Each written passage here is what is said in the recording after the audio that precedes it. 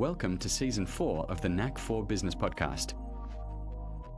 Question of the audience. Why does your business keep hitting the same ceiling, no matter how hard you push? That's the core problem our guest dives into. Leaders trying to grow with old assumptions, old language, and old systems that simply can't produce new outcomes. In this episode, he breaks down how paradigm shifts are actually engineered, why creating the right problems unlocks breakthrough performance, and how CEOs, founders, and business owners can transform chaos into rapid growth.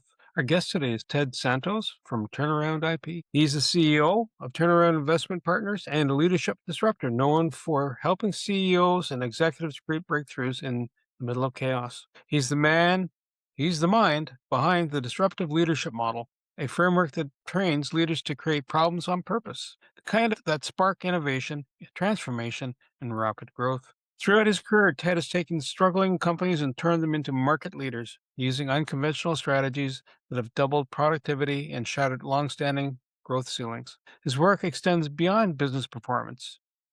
His book, Here's Why You Can't Find Love, exposes how personal struggles like broken relationships quietly drain more than $300 billion from U.S. businesses each year and offers leaders practical tools to fix the hidden issues that hold them back. Ted brings bold ideas, counterintuitive insights, and real-world strategies that empower high achievers to think bigger, act bolder, and lead through disruption with confidence. Ted, absolute pleasure to. They'll hate you. And I do like that quote because my work really does revolve around thinking as opposed to making people think they are thinking or believe they are thinking. You know what? I can understand that we hosted a special event and we try to have ice breaking questions but without them seeming like, it starts the process rolling, getting the person to get the juices flowing in the right direction. So I totally get that. Not that they're giving us the evil hairy eyeball when we say, so what makes your day a happy day? Yeah.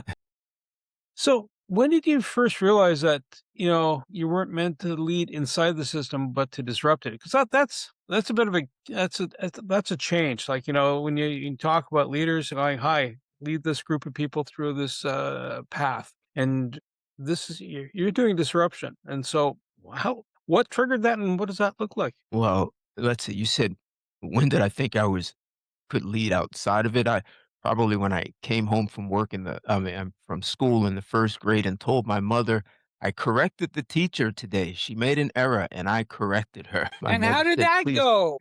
Well, the teacher was fine, but my mother said, please don't do that anymore. But apparently I didn't listen because even in college, I remember especially a business communication class, and the teacher would read stuff to the class. And after a while, she became accustomed to my questions or corrections. And I remember on more than one occasion, she would read and then say, Mr. Santos, can I continue going or do you want to correct me?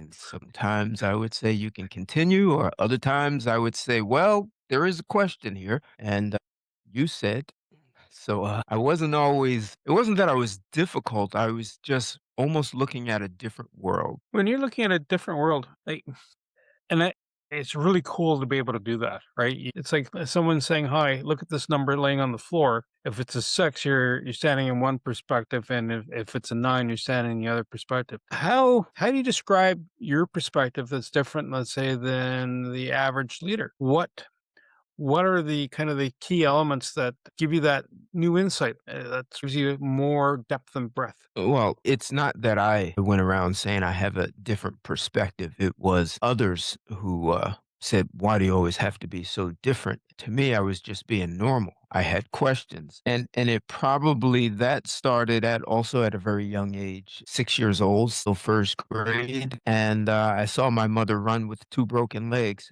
And I didn't know it at the time. There was a car accident. She took us, there were 3 children at the time, took us to a New Year's Eve party at her mother's, and my father didn't join us. And I guess about 100 yards from home, the car is wrapped around a tree. Look up, I look to my mother, and she's not in the driver's seat. And I look up, and she's running home. And later, I learned in the hospital that she had 2 broken legs. And that left me with the thought that people have this capacity in them. Human beings are capable of doing extraordinary We just don't know how to get to it. So I start researching, uh, women lifting cars off of their children, people doing these things. And at 9, I start researching human behavior. At 11, I start training, working out to build an athletic body. And I did break records in all of my sports, but I, I was always going like, I was reaching in myself for this whatever that was that had my mother run with broken legs, I was after that. So as an athlete, that is the way I trained, and when I found myself running businesses, I still had that same mindset. So perhaps the short answer to your question is seeing my mother run with broken legs told me that people have something, the human beings have something really special, and running with broken legs is not something that you go around saying I'm going to do. So that would probably have given me a very different perspective than most people. It says here you got a scholarship as a drummer. And I was thinking about creatives and I was thinking specifically about drummers, whether it's the Rolling Stones or whether it's the Eagles or a few other famous drummers. Is there something about drumming that makes people live and think outside the box? No, but there's something about playing the drums for 8 straight hours on a lot of occasions, and I never thought anything of it, but when I started hearing about other people who became, high performers and playing an instrument, that there was the same pattern. They could just sit there for 8 hours and play their instrument. So in 8 hours, you practice technique, you play to songs, you practice music, reading music, and it was easy for me. I can remember my family would go somewhere and hours later, they would come home, and I was still when they left, I was playing, and when they came home, I was still playing. I would only stop to get a drink of water, go to the bathroom, but on many occasions, I would play for 8 straight hours. So that kind of commitment is what's required to do things really well in anything.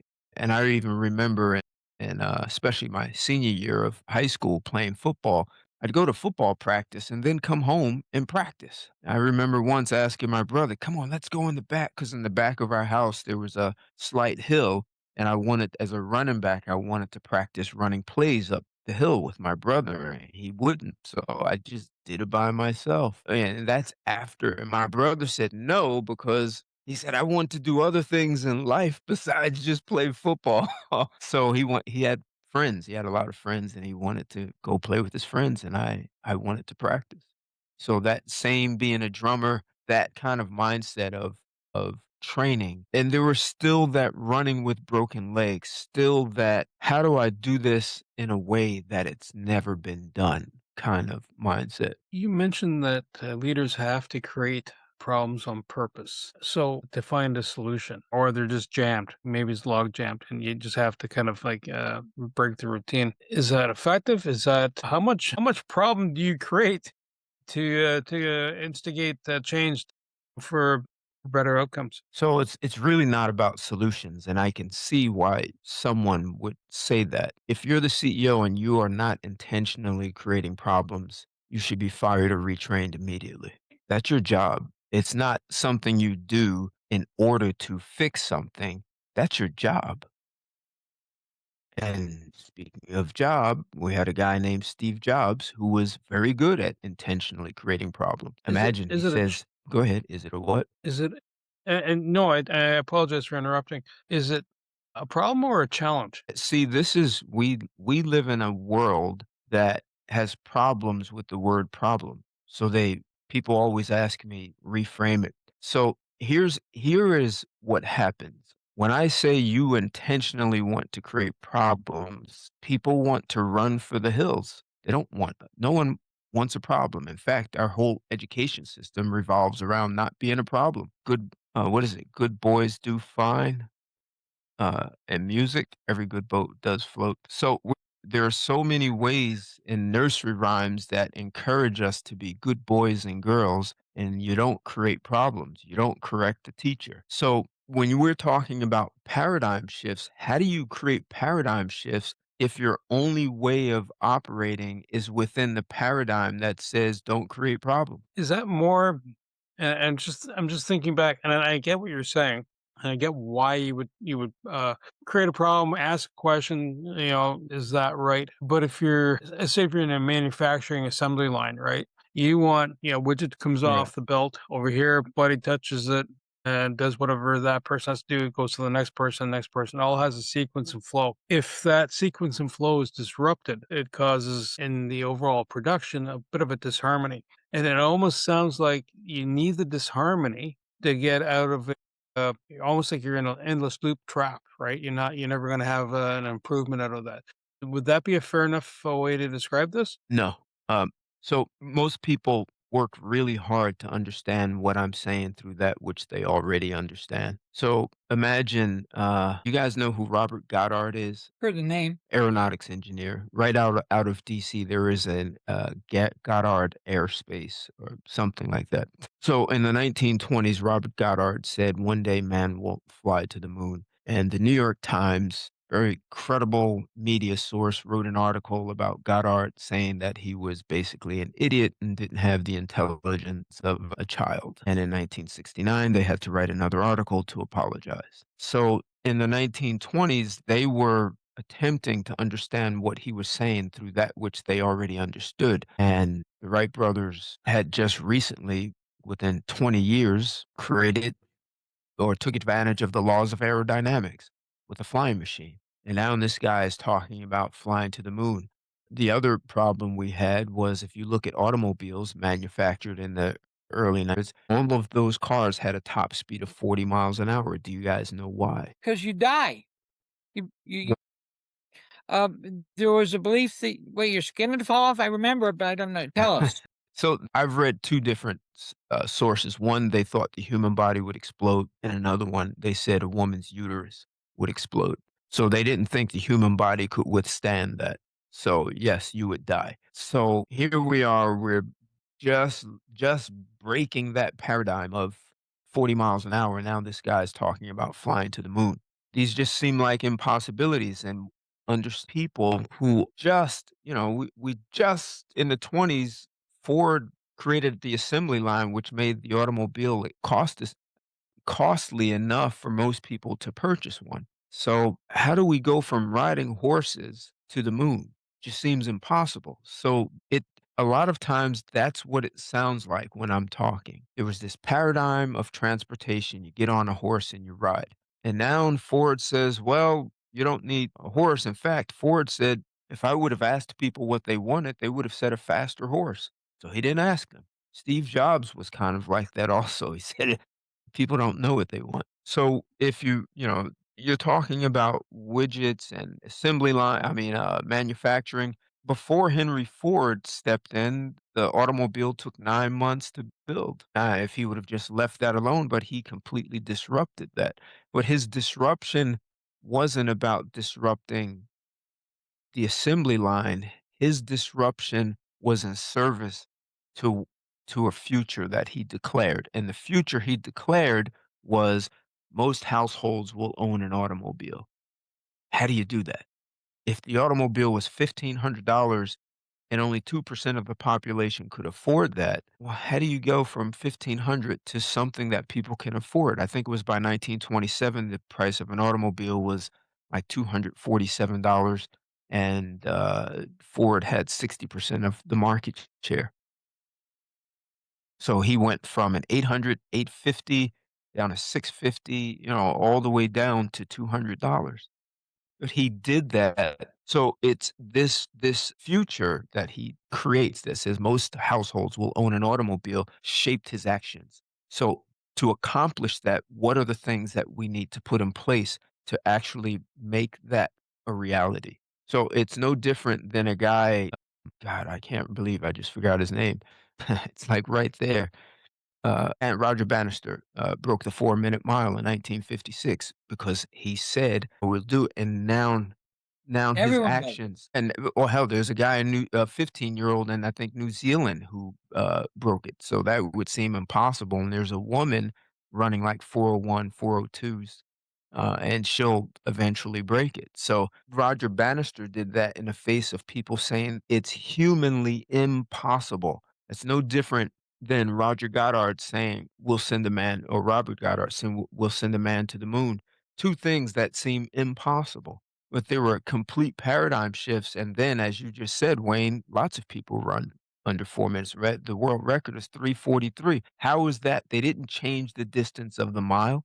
How does it go from humanly impossible to run under 4 minutes to being 3:43? I understand being parachuted into a company, and so I sense some problems are there, so I'm going to fix them and be a hero. If I have what I think is a smooth running ship, I don't even want you in my office, let alone talking to my people. Tell me that story. How do you get them convinced that they should even do this if it sounds like it's going to cause them stress and drama? What you just described is a company headed for obsolescence. Everything is great the way it is. Don't bother it. We've got a horse and buggy. We're just fine. I'm running a mile in 4 minutes flat. I'm just fine. That's what those conversations create. But when someone says we're going to create, look at the founding fathers declaring independence. Well, how do you create your own company that's independent from its mother company? And you're just colonies. That's a big thing. That's really putting your butt on the line. It's a very different mindset to be able to say, this is the future to which I'm committed. And then to go forward with the actions required to make it a reality. Most people are okay with the way things are. So when you talk about a paradigm shift, you're not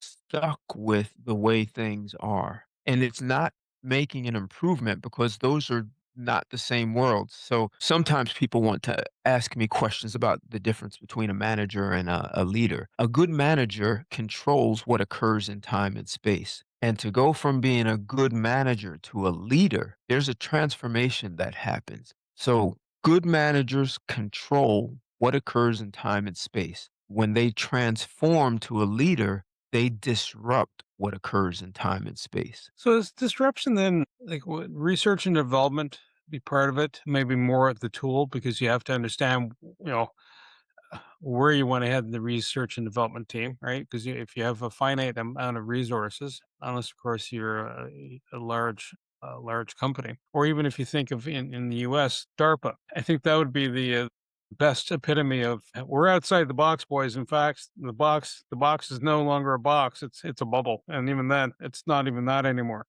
Right? So, that forward thinking. How do you get people to is it because of their finances or they're hitting a doldrum or they're hitting a ceiling and that's it, and they wanna do more, but they're not? Or is it a competition kinda honing in on them? If we go to the, horse and buggy, well, all of a sudden, Buddy's showing up with Clydesdales, right? Versus, Right. you got an Arabian stallion. There's 2 different horses, 2 different functional tasks.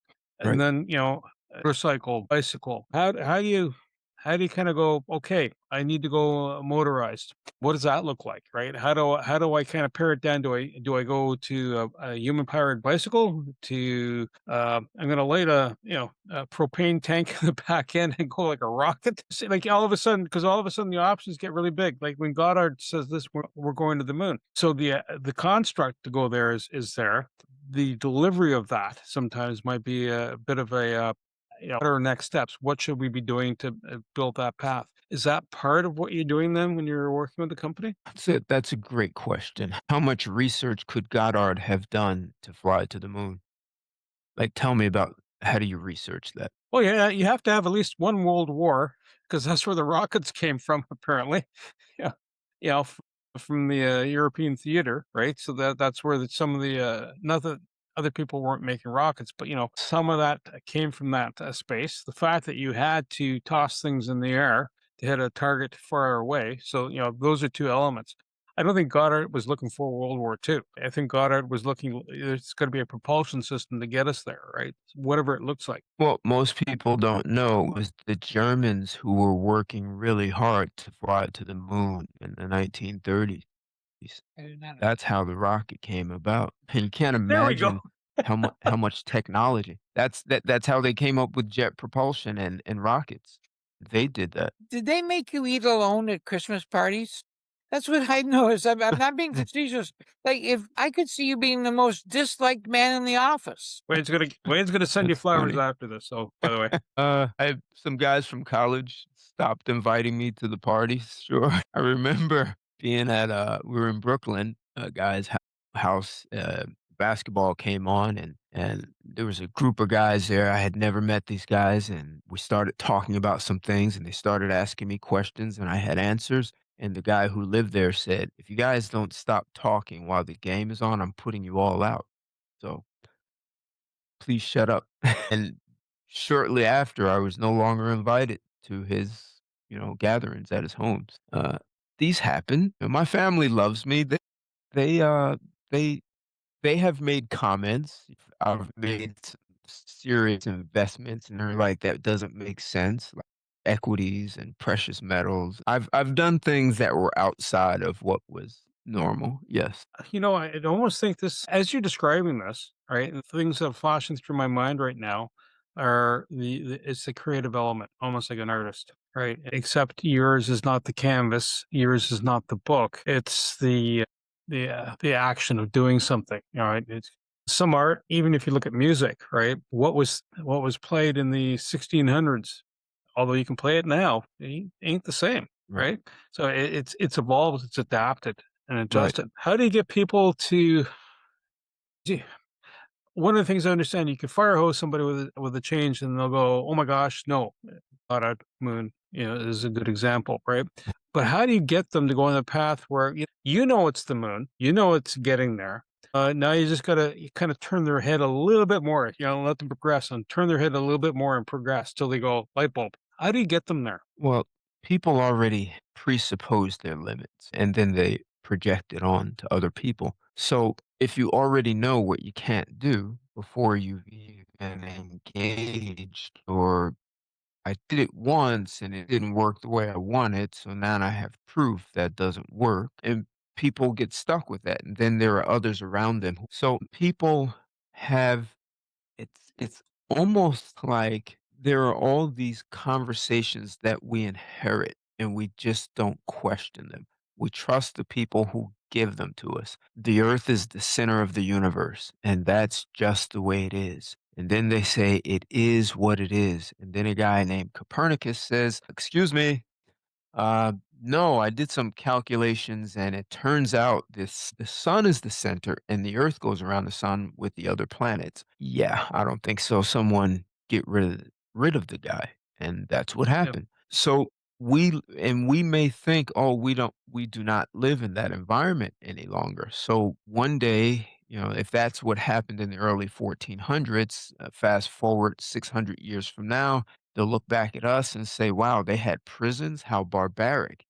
You had divorces? Like, wow, were you guys, like, incompetent? You didn't know, like, humans didn't know how to engage one another? Like, what were you guys doing back then? So they'll look back at us and you had wars? Why? Why did you have a war? They'll look at us and think we were insane. We can't see that because we believe it is what it is. Like, you were unhappy? Like, how could you ever be unhappy? Happiness is like air. If you stop breathing, you don't have access to air. That's the only way you don't have access to happiness. So, Okay, let's have a corporate moment. Can you tell us about a company that got turned around, but based on you planting seeds and that you brag about? well, so it's not planting seeds, it's disrupting what I just said. So it's working with people and providing tools for them to discover these limiting beliefs that they have and never questioned. They are generally there's so many things that happen in event. I'll give you an example of a guy, a really smart guy. When I met him, he was about 62 years old. He was a CPA by profession, one of the largest CPA firms in the country, and then one day decided to change professions and went into the mortgage industry. And he started out doing okay, and then he hit a slump and he couldn't get out of it. So when he meets me, I'm training him in my what I call a mindset. Uh, it's a mindset technology. I'm no expert in the mortgage industry, but I work in a lot of different industries, so it's not difficult for me to catch on. And I've been a chief operating officer in more than one organization, so I understand business and leadership. So I have this guy who's underperforming and he's going to work every day expecting to be fired. And he worked with me for 6 months. In the first 3 months, he doubled his productivity. In the next 3 months, he doubled that. So if he started out with two, after 3 months, he was doing four. And after 6 months, he was doing 8 units. That's just that's how he was performing. And so he went from expecting to being fired to now his company says, "Hey, buddy, whatever you need additional resources, support, we'll give it to you." And he had three of his competitors courting him, and he eventually took another job. But to your question, what was holding him back? So this guy said he could get meetings with people he called heavy hitters, which meant investors to sell mortgages. And he'd be at the table with heavy hitters. And he was a master at breaking the ice. And he'd make a joke, everyone would laugh, and they're comfortable with him. And then he'd make another joke, and he's wow, it's a great guy. And people would want to talk a little business, and he'd talk a little business and then make another joke, and he'd basically joke himself out of a deal. Everyone would leave the table wanting to have a beer with him and be his buddy, but they wouldn't do business with him. So what was behind that? One day, one event, and it shaped his mindset forever. So when he was 13, he was in a backseat of a car with older guys, 17, 18. And one of the guys said, "What's this little kid doing with us?" And he makes a joke. Everyone laughs, their arm around him and said, "You're a cool guy." So he was able to hang with older guys because he knew how to be the funny guy. That became kind of like his superpower. And if you put him in an environment where he questioned whether or not he belonged, that was his way to survive in that situation. So when you put him at the table with heavy hitters and he doesn't see himself as one, he goes right back to being a 13-year-old. So at 13, he made this decision to never be in a situation where he didn't belong. So he just automatically went to making jokes and he couldn't stop himself because that was the only gear he had. Once he could distinguish that that one event happened and he made this decision in a matter of seconds. He didn't process anything in seconds. He said, "I won't let this happen again." And he had a way for dealing with it, and it was the icebreaker guy. So because being an icebreaker is actually good, we didn't want to destroy that. We disrupted it in such a way he wasn't stuck with it. So whenever he saw that that was all he had, he could actually stop and get clear about why he was at the table with someone. And we developed strategies, sales strategies, and the questions to ask so he could better understand his prospect and close the deal. And that's how he was able to double productivity over and over. So if you look at that from a microcosm, that's basically what I'm doing with human beings. When I go in and I'm working with the CEO, I'm working with the executive team or the entire division or company, I'm taking everyone. And it's very interesting doing it with one person. It's so eye opening. But when you do it as a team, it creates this bond amongst the team that's just incredible. And then they all have tools. So going back to the case of the guy in the mortgage industry, in his head, he made up this story about how he did not belong because someone asked. So you put him with heavy hitters.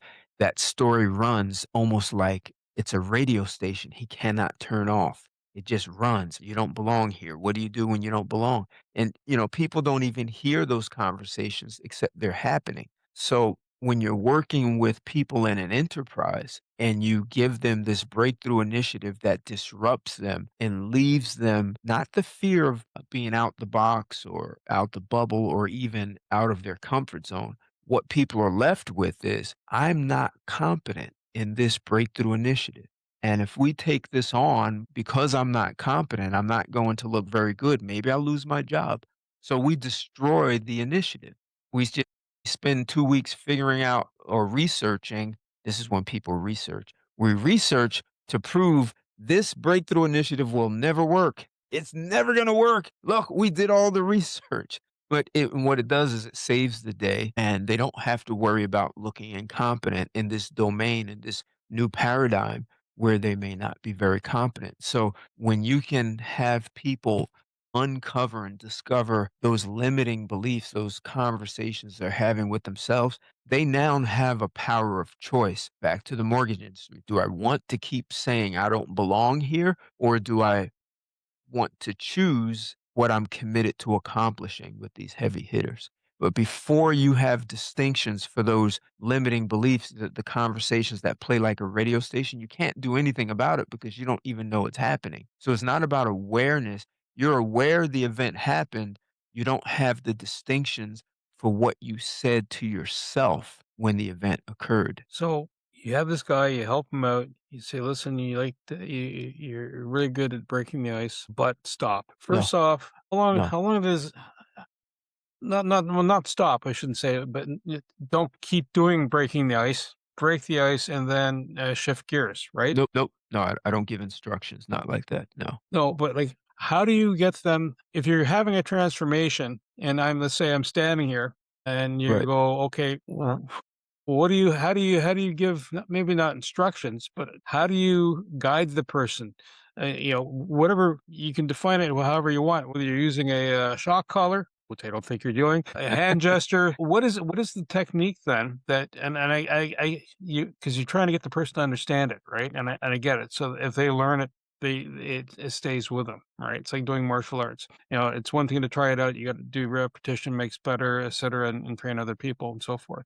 Is that the same idea? Or how do you convey that how do you convey that migration from what you were to what you should be or can be? Okay, so you have to imagine, I didn't know this guy was in the back of a car when he was 13. I was I gonna wasn't ask you even that question. That's pretty in depth. That'd be a therapist moment there, man. right, right. The guy was much older than me, so there's no way for me to know that.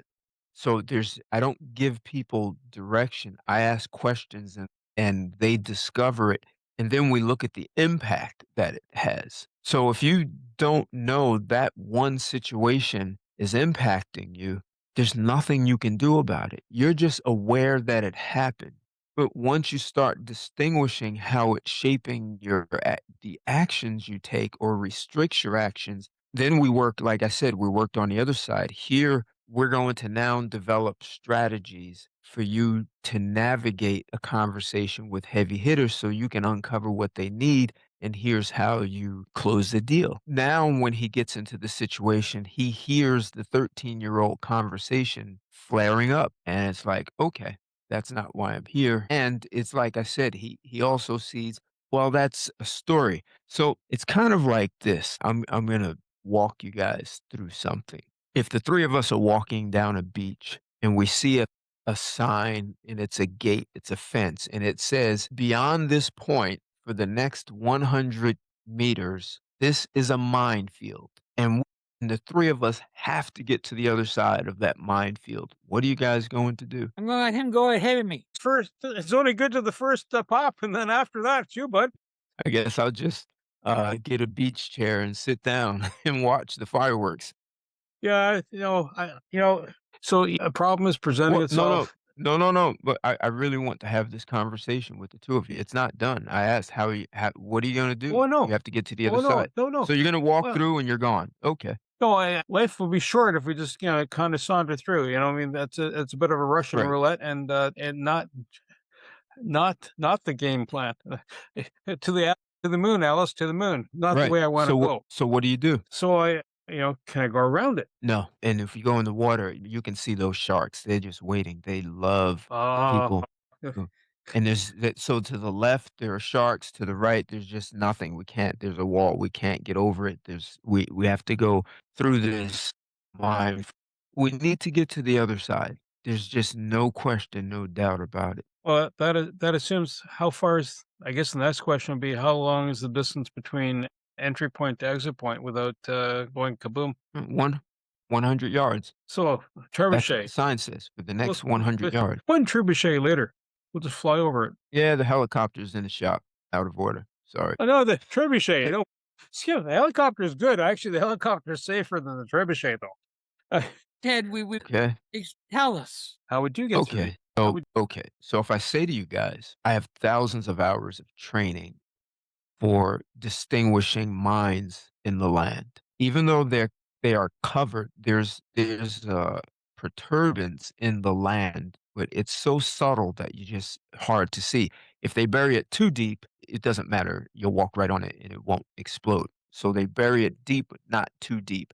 And I have distinctions for where they are. And wow, and I'll tell you, these guys are pretty smart. They put 3 right there at the entrance, so you wouldn't even make it in. I see them. So here's my training is not only to distinguish mines in the minefield, I can uncover them and dismantle them. So if you guys follow my footsteps, I'm going to point where they are, I'll dismantle them, and we'll walk right through for the whole 100 yards. Are you guys going with me? Well, I'm trying to wondering what's so important the other side of that minefield that I want to get there. But obviously, the minefield's there for a reason, right? And so, if that is a skill set that you have, and Right. you can see a disturbance or a tell in the lay of the land Right. that are indicators, and you're leading the way, why wouldn't we follow you? Good. Good. So that's analogous to my work. People have minds in their mind and they have no way of seeing them. So I have thousands of hours in training for distinguishing where the minds are, but I just need to know what questions to ask, then to train them to unlearn them. Like we reverse engineer them and unlearn them.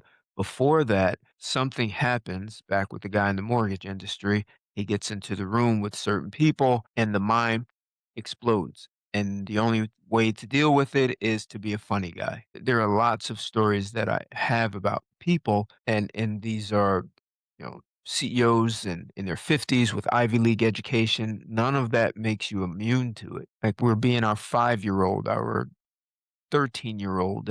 And that's who runs the show, and it happens because there's one event. So, because I have distinctions, like I know where these minds are, there are questions that I know to ask that helps the client uncover it themselves, and then we reverse engineer so they see the impact, but they also see that they had an interpretation at 5 years old that they are still living with as though it's real. So that's the part you want to unlearn. Hey, do you have a book that can unpack any of this for us, or series of books? Good question. So in my book, it's called Here's Why You Can't Find Love. I actually take what we're talking about and I insert it into something that everyone can understand, which is intimate relationships. My assumption is most people have had one, if not all, by a certain age. So I'm talking about these kinds of things. And the book is not just me doing like a TED talk, even though I am Ted. The book is 5 women interviewing me. So it's an extremely dynamic back and forth.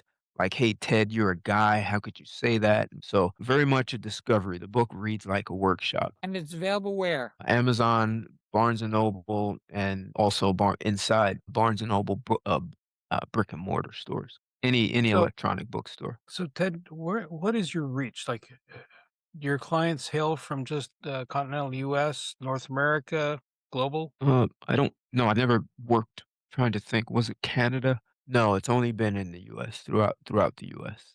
Yes. Okay. And so, if someone is curious, even if they're from Canada, how would someone get a hold of you? And what's the best route? They can find me on my website, turnaroundip.com, and IP is like intellectual property. Or LinkedIn, you can find me also. Excellent, Ted. I want to say thank you so much. It's this conversation has been extremely intriguing, and it is also a kind of not a mind game, but it works the mind to getting the result, which speaks to what you're getting people to do, right? So, Right. Ted, I want to say thank you so much. I want to say thank you to Wayne Pratt, my co-host, and particularly the Knack for Business listeners.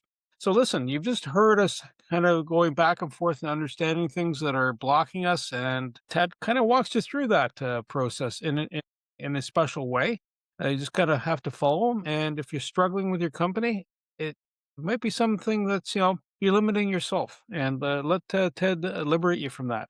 You may not be wanting to go to the moon just yet, but, your company is growing. Everything you heard today is for educational purposes only. It's not professional advice. Before you act on anything, talk to a certified expert in your area. Your accountant, your lawyer, someone who knows your situation. We share perspectives. You make the decisions. Want more? Head over to blog.knack4business.com, packed with practical episodes on AI, marketing, leadership, and growth. No fluff, just the good stuff. Subscribe while you're there. Until next time, keep building.